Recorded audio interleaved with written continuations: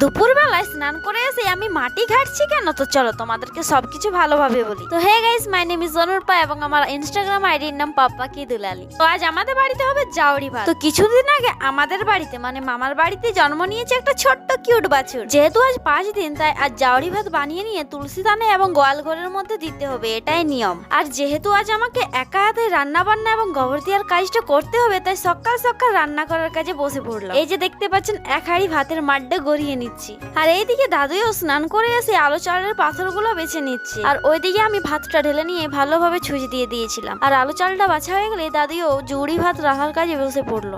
জুড়ি ভাত রান্না করা কমপ্লিট হলে দাদু একটা থালার মধ্যে নিয়ে তা তুলসী দানে এবং গোহালের গরুর সামনে রেখে দিয়ে প্রণাম করে নিল।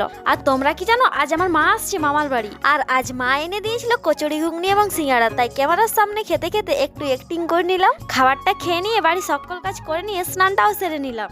মা বললো আমি মাটি দিচ্ছি, তুই সেনে পর আমার পাশ এনে দে। তাই আমি মায়ের আদেশ পালন করতে লেগে পড়লাম।